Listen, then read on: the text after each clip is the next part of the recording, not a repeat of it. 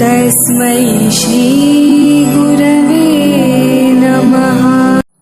શ્રી સંસ્કાર school Vadvan online એજ્યુકેશનમાં સૌનું સ્વાગત છે।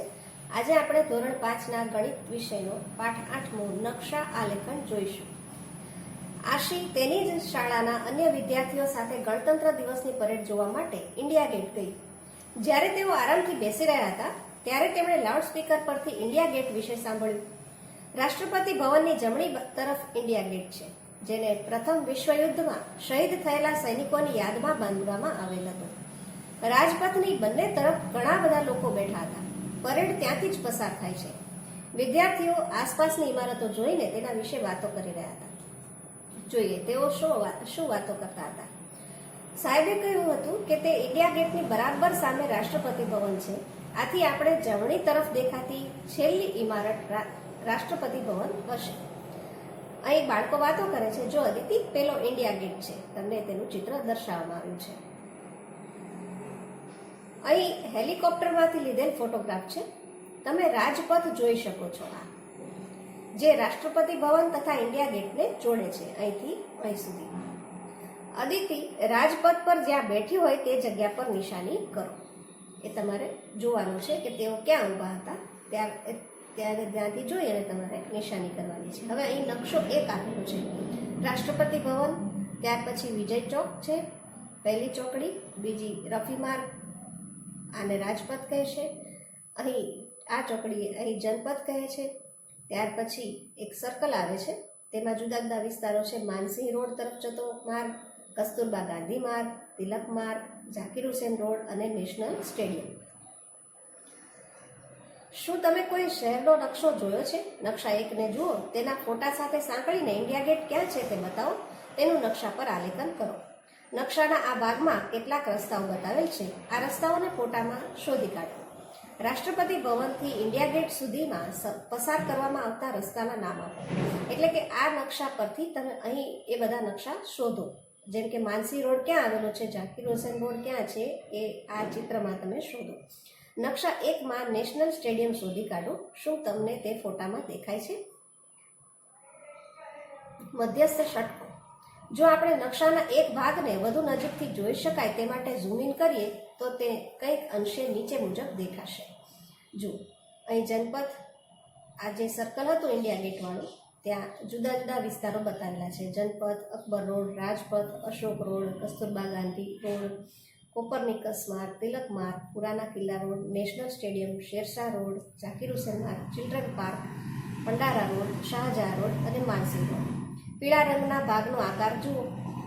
આ અગાઉ તમે ક્યારેય આવો આકાર જોયો છે? તેને કેટલી બાજુઓ છે? આ જગ્યાને મધ્યસ્થ ષટકોણ કહે છે। આ ષટકોણ આકાર છે, તેથી તેને અને વચ્ચે છે, તેથી તેને મધ્યસ્થ ષટકોણ કહે છે। નકશામાંથી શોધી કાઢો। જો તમે રાજપથ પર ચાલી રહ્યા હોય તો ઇન્ડિયા ગેટ પછી તમારી કઈ બાજુ ચિલ્ડ્રન પાર્ક આવેલો છે? આપણે જોઈએ નકશામાં, જો તમે રાજપથ પર ચાલી રહ્યા હોય, રાજપથ ક્યાં છે? અહીંયા, તો ઇન્ડિયા ગેટ પછી, એટલે કે ઇન્ડિયા ગેટ પછી તમારી કઈ બાજુ ચિલ્ડ્રન પાર્ક આવેલો છે? અહીંથી તમે આમ વળો છો તો તમારી કઈ બાજુએ ચિલ્ડ્રન પાર્ક છે તે તમારે શોધવાનું છે, જમણી બાજુ આવશે। આ રીતે તમારે આ બધી બાબતો શોધવાની છે। નીચે આપેલી રસ્તાઓની જોડમાંથી કઈ જોડ સૌથી મોટો ખૂણો બનાવે છે? માનસી રોડ અને શાહજહાં રોડનો ખૂણો મોટો બને છે, કે અશોક રોડ અને માનસી રોડનો, કે જનપથ અને રાજપથનો? આ તમારે જાતે શોધવાનું છે। પછી ઉપર આપેલ રસ્તાઓમાંની જોડમાંથી કઈ જોડ કાટખૂણો બનાવે છે તે પણ તમારે શોધવાનું છે। કાટખૂણો એટલે તમને યાદ હશે, એક ઊભી લાઈન અને આડી લાઈન બરાબર સીધી એકબીજાને મળે તે કાટખૂણો બને છે। પરેડ માટે રાહ જોવી। પરેડ માટે રાહ જોઈ રહ્યા હતા ત્યારે કાંચા અને તેના અમુક મિત્રો પરેડ ક્યાં પૂરી થશે તે વિચારી રહ્યા હતા। કાંચા પાસે સમાચાર પત્ર હતું, જેમાં પરેડનો રસ્તો દર્શાવેલ હતો।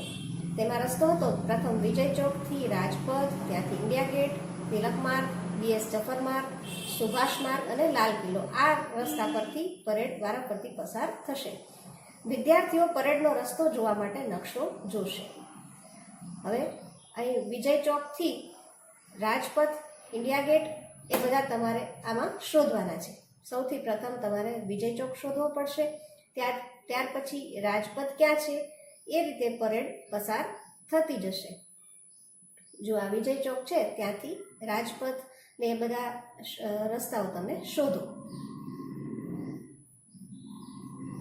અરે જુઓ, પેલો ઇન્ડિયા ગેટ છે અને આ રાષ્ટ્રપતિ ભવન છે, તેમની વચ્ચેનો આ લાંબો રસ્તો રાજપથ છે. ચાલો આપણે રાજપથ કેટલો લાંબો છે તેનો અંદાજ લગાવીએ. મારી મમ્મીએ મને કહ્યું હતું કે વિજય ચોકથી શરૂ કરી ઇન્ડિયા ગેટ સુધી રાજપથ 2 કિલોમીટર લાંબો છે. આ નકશા પર તે લગભગ 4 સેમી જેટલો લાંબો બતાવ્યો છે. આથી નકશા પર 4 સેન્ટીમીટર એ જમીન પરના 2 કિલોમીટર જેટલું છે. તમે સાચું કહી રહ્યા છો. જુઓ, નકશાની નીચે બરાબર પ્રમાણમાપ લખેલ છે. પ્રમાણમાપ 2 સેમી બરાબર 1 કિલોમીટર, એટલે કે નકશામાં 2 સેમી જેટલું માપ ગમે ત્યાંથી લેવામાં આવે તો તે બે વિસ્તાર વચ્ચેનું અંતર 1 કિલોમીટર હશે. રસ્તો બતાવો. નકશા 3માં પરેડનો રસ્તો બતાવો તથા ઇન્ડિયા ગેટ અને રાજપથ પર નિશાન લગાવો. નકશાને ધ્યાનપૂર્વક જુઓ અને શોધી કાઢો. નીચેનામાંથી કયો રસ્તો સૌથી લાંબો છે તે. જો રૂબિયા જામા મસ્જિદથી પરેડ જો આવતી હોય તો તેણે કેટલે દૂર સુધી ચાલવું પડશે તે વિશે અનુમાન કરો અને પરેડનો આખો માર્ગ કેટલો લાંબો છે તે જાણો. જેમ જેમ પરેડ આગળ વધે છે તેમ તેમ વિદ્યાર્થીઓને કેટલાક બાળકો હાથી પર આવતા દેખાય. આ બાળકોને શૌર્ય એવોર્ડ પ્રાપ્ત થયો હતો. ત્યારબાદ અલગ અલગ શાળાના વિદ્યાર્થીઓએ ભિન્ન ભિન્ન પ્રકારના નૃત્ય તથા ખેલ કરતબ દેખાડ્યા. વિદ્યાર્થીઓ પરેડની સાથે લાલ કિલ્લા સુધી જવા ઈચ્છતા હતા. ગપ્પુ અગાઉ લાલ કિલ્લો જોઈ ચૂક્યો હતો, આથી તે બાકીના વિદ્યાર્થીઓને લાલ કિલ્લા વિશે કહેવા લાગ્યો. લાલ કિલ્લાની મુસાફરી. જ્યારે અમે લાલ કિલ્લે પહોંચ્યા તો ત્યાં ટિકિટ લેવા માટે લાંબી લાઈન હતી. લાલ કિલ્લાના મુખ્ય પ્રવેશ દ્વારને લાહોરી ગેટ કહે છે. તેની અંદર પ્રવેશીને અમે ડાબી બાજુ એક લાંબા પરિસરમાં પહોંચ્યા કે જેની બંને બાજુ નાની નાની દુકાનો હતી. આ સ્થળને મીના બજાર કહે છે. ત્યાંથી મેં મારી બહેન માટે બંગડીઓ ખરીદી. અહીં તમને લાહોરી ગેટ અને મીના બજારનું ચિત્ર આપેલું છે અને આ એ વિસ્તારનો નકશો આપેલો છે. અહીં પ્રમાણમાપ બતાવ્યું છે 1 સેમી બરાબર 100 મીટર. નક્કારખાના, જ્યાં ઢોલ વગાડીને રાજાને સંદેશો સંભળાવવામાં આવતો હતો. ત્યાંથી સીધા નક્કારખાના થઈને તમે દીવાને આમ પહોંચી શકો છો. રાજા આ જગ્યાને પોતાની પ્રજાને મળવા માટે ઉપયોગ કરતા હતા. દીવાને આમથી સીધા આગળ ચાલીને અમે રંગમહેલ જોયો. તે ખૂબ જ સુંદર ઇમારત છે. અમારી ડાબી બાજુ બીજી 3 ઇમારતો હતી. આ ઇમારતોને નકશામાં શોધો. અમે રંગમહેલથી ડાબી તરફ વધીને દીવાને ખાસ પહોંચ્યા. ત્યાં રાજા પોતાના મંત્રીઓ તેમજ અન્ય અગત્યના માણસોને મળતા હતા. જમણી બાજુથી રંગમહેલ આરામગાહ અને દીવાને ખાસ. રંગમહેલની અંદર અને દીવાને ખાસની અંદરના ચિત્રો આપેલા છે. નકશા 4માં શોધી કાઢો. આમાંથી કઈ ઇમારત યમુના નદીની વધુ નજીક છે, દીવાને આમ કે દીવાને ખાસ? કઈ 2 ઇમારતો વચ્ચે આરામગાહ છે? રંગમહેલથી હમામ તરફ જતા તમે કઈ ઇમારતો પાસેથી પસાર થશો? આ નકશામાં કઈ ઇમારત મીના બજારથી વધુ દૂર છે? દીવાને ખાસથી મીના બજાર લગભગ કેટલું દૂર છે? આ બધી બાબતો તમે નકશામાં શોધજો. મોટું બનાવો, નાનું બનાવો. અહીં 1 સેમીના માપવાળી ચોરસ જાળી પર કેટલાક ચિત્રો દોરેલ છે. એ જ ચિત્રોને તમે 2 સેમી તથા અડધા સેમીના માપવાળી ચોરસ જાળી પર દોરો. અહીં એક ચિત્ર બનાવ્યું છે. જો આ 2 સેમીની જાળી છે. આ એક ખાનું એટલે 1 ચોરસ સેમી અને આ બીજું ખાનું એટલે 2 ચોરસ સેમી. અહીંથી આટલું અને અહીંથી આટલું બંને તરફ 2-2 સેમી છે. બરાબર. હવે તમારે આવું જ ચિત્ર આ અડધા સેમીની જાળી પર બનાવવાનું છે અને 1 સેમીની જાળી પર પણ બનાવવાનું છે. આ જે ચિત્ર છે એમાં ગાડી અને દીવો અને પાન આપેલા છે તે તમે અહીંયા બનાવો અને અહીંયા પણ એ જ રીતે બનાવો.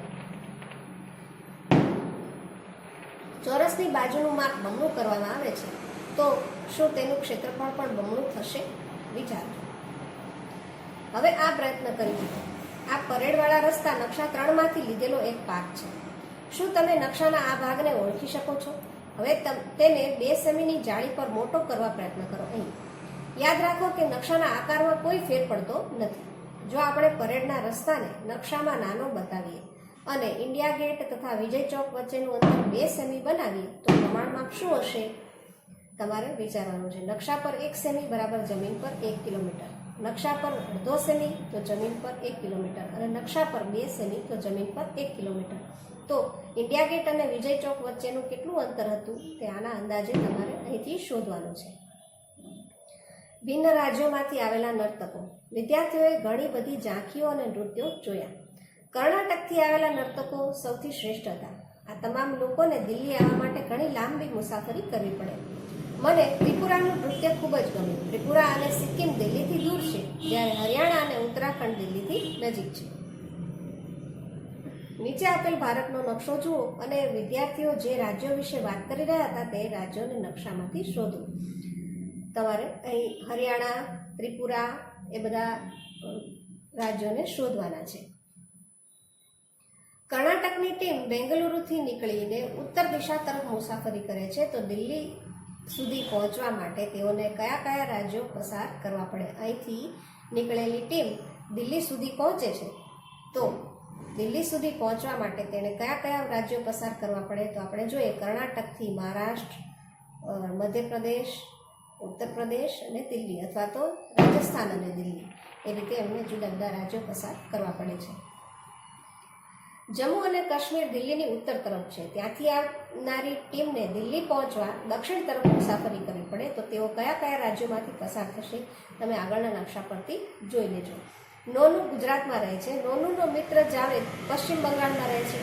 નોનુ તેના મિત્ર પાસે જવા ઈચ્છે છે, તો તેણે કઈ દિશામાં મુસાફરી કરવી પડે?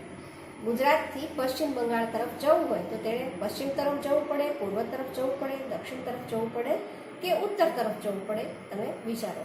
નકશો જોઈને તમને ખ્યાલ આવશે.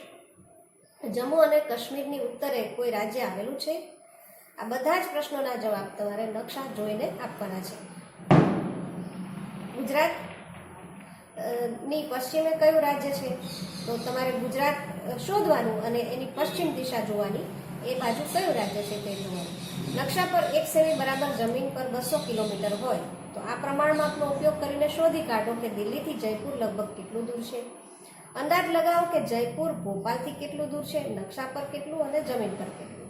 નકશો જુઓ અને કહો કયું રાજ્ય અન્ય 4 રાજ્યોથી ઘેરાયેલું છે, કયા રાજ્યનું ક્ષેત્રફળ સૌથી વધુ છે. જો તેનું નામ નકશામાં ન હોય તો તમારા શિક્ષક કે માતા પિતાને પૂછી શોધી કાઢો. બતાવો કે તમે જવાબ કેવી રીતે શોધ્યો. કયા રાજ્યનું ક્ષેત્રફળ સિક્કિમના ક્ષેત્રફળ કરતાં 8 ગણું છે? તો એ તમારે શોધવાનું છે. આ 4માંથી કયા રાજ્યનું ક્ષેત્રફળ સિક્કિમ કરતાં 8 ગણું વધુ છે. રાજસ્થાનનું ક્ષેત્રફળ એ પંજાબ રાજ્યના ક્ષેત્રફળ કરતાં લગભગ કેટલા ગણું વધુ છે તે તમારે જાણવાનું છે. સમુદ્ર. બાલા સમુદ્ર કિનારે ઊભો રહીને વિશાળ સમુદ્રને જોઈ રહ્યો છે. તેને સમુદ્રનો કોઈ અંત નથી એવો ભાસ થાય છે. એને લાગે છે કે સમુદ્ર ક્યાં પૂરો થાય છે એ ખબર પડતી નથી. શું તમે સમુદ્ર જોયો છે? ચિત્રમાં સમુદ્ર ક્યાં છે? આ પાણી આપણને દેખાય છે. ભારતના નકશામાં સમુદ્રને શોધી કાઢો. નકશામાં સમુદ્રને કયા રંગથી દર્શાવવામાં આવ્યો છે? વાદળી રંગથી, બરાબર ને? જેની એક તરફ સમુદ્ર હોય તેવા રાજ્યો પર નિશાની કરો. એક એવા રાજ્યનું નામ આપો જેની એક પણ તરફ સમુદ્ર ન હોય. આવું તમે નકશા પરથી શોધી કાઢો. અલગ અલગ નકશા જુઓ. સ્થાનિક નકશા, ભારતના નકશા અને વિશ્વના નકશામાં ઉપયોગમાં લીધેલ ભિન્ન પ્રમાણમાપની સરખામણી કરો. રાજ્યોની વચ્ચે આવતી રેખાઓ. સબુ રાજ્યોની વચ્ચે આવતી રેખાઓને જોઈને વિચારમાં પડી ગયો. મેં દિલ્હીથી હરિયાણા સુધી મુસાફરી કરી, પરંતુ મને જમીન પર કોઈ રેખાઓ જોવા મળી નથી. તો આ નકશામાં કેમ છે? ના, જમીન પર કોઈ રેખા ખેંચી નથી. નકશામાં આ રેખા દ્વારા આપણને એક રાજ્યના અંત તથા બીજા રાજ્યની શરૂઆતની ખબર પડે છે. અરે હા, અમે સીમા પર ટોલ ટેક્સ ચૂકવ્યો હતો. મેં એક મોટા પાટિયા પર લખેલું વાંચ્યું હતું કે હરિયાણામાં તમારું સ્વાગત છે. એટલે આપણને ખ્યાલ આવે છે કે હવે આપણે બીજા રાજ્યમાં પ્રવેશ્યા છીએ. નકશામાં જે રેખાઓ દર્શાવવામાં આવી હોય તે ખરેખર જમીન પર આંકવામાં આવી હોતી નથી.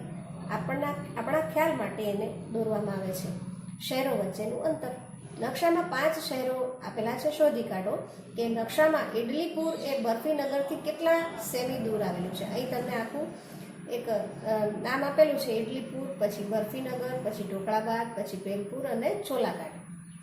તો તમારે શોધવાનું છે કે ઇડલીપુર એ બરફીનગરથી કેટલા સેમી દૂર છે. એનું પ્રમાણમાપ આપેલું છે કે 1 સેમી બરાબર 10 કિલોમીટર. એટલે તમારે અહીં સ્કેલ મૂકી અને માપી જોવાનું કે ઇડલીપુર અને બરફીનગર વચ્ચે કેટલા સેમીનું અંતર છે. 1 સેમી બરાબર 10 કિલોમીટર. જો તમારા જવાબમાં 5 સેમી આવે તો 5 ગુણ્યા 10 કરીને તમારો જવાબ મેળવવાનો છે. ઇડલીપુરથી બરફીનગર જવા માટે તમારે કેટલા કિલોમીટરની મુસાફરી કરવી પડે? ઇડલીપુર અને બરફીનગરના રસ્તા પર મધ્યમાં ખમણપુર આવેલું છે, બરાબર વચ્ચે. તો તેના પર કેનું નિશાન કરો, એટલે જેટલા સેમી હોય એનો અડધો ભાગ કરીને ત્યાં કે લખવાનું છે. જલેબીપુર એ છોલાઘાટ અને ઢોકળાબાદ બંનેથી 35 કિલોમીટર દૂર આવેલું છે. તે ક્યાં હોઈ શકે તે વિચારો. છોલાઘાટ અને ઢોકળાબાદ એ બંનેની વચ્ચે 35 કિલોમીટર દૂર આવેલું છે. બેલપુર અને છોલાઘાટ વચ્ચેના રસ્તાની લંબાઈ માપો. એના માટે તમે દોરીનો ઉપયોગ કરી શકો છો, કારણ કે અહીં વળાંકવાળા રસ્તા છે. આશીની શાળા. આશીની શાળા પર ઉપરથી આ પ્રમાણે દેખાય છે. શાળાના નકશાને ધ્યાનથી જુઓ અને ખાનાઓનો ઉપયોગ કરીને શોધી કાઢો. અહીં પ્રમાણમાં 2 સેમી બરાબર 5 સેમી બતાવેલું છે. સભા મેદાન છે, હોલ છે, મુખ્ય દરવાજો છે, રમતનું મેદાન છે, કાર્યાલય છે, આ બધા ક્લાસરૂમ્સ હશે અને બગીચો આપેલો છે. અહીંથી દરવાજો અને આ બારીઓ છે. આ નકશા પરથી તમારે આગળ આપેલા પ્રશ્નોના જવાબ આપવાના છે. સભા મેદાનનું ક્ષેત્રફળ શાળાના કાર્યાલયના ક્ષેત્રફળથી કેટલા ગણું વધારે છે? દરેક વર્ગખંડની લંબાઈ પહોળાઈ કેટલી છે? આશીની શાળાના બધા જ વર્ગખંડો કંઈક આ પ્રમાણે દેખાય છે. દરેક વર્ગનો નકશો જોઈએ તો આ રીતે છે. અહીં ડિસ્પ્લે બોર્ડ છે, નોટિસ બોર્ડ છે, કબાટ છે, બેન્ચીસ છે, દરવાજા છે, અહીં બ્લેકબોર્ડ છે, અહીં ટીચરનું મેજ છે, બારીઓ છે. બ્લેકબોર્ડની બરાબર સામે નીચેનામાંથી શું છે? બ્લેકબોર્ડની બરાબર સામે એટલે અહીં કબાટ છે, બારી છે, નોટિસ બોર્ડ છે કે ડિસ્પ્લે બોર્ડ છે? આપણે જોયું ડિસ્પ્લે બોર્ડ છે. ફરી એકવાર શાળાના નકશાને જુઓ, અંદાજ લગાવો અને નીચે દર્શાવેલ જ્યાં હોય ત્યાં નિશાની કરો. આ બધા ક્લાસરૂમ્સ ને વર્ગખંડ છે. તો આ વર્ગખંડમાં બ્લેકબોર્ડ ક્યાં છે, કબાટ ક્યાં છે, આ બધી ચીજો તમારે શોધવાની છે નકશા પરથી.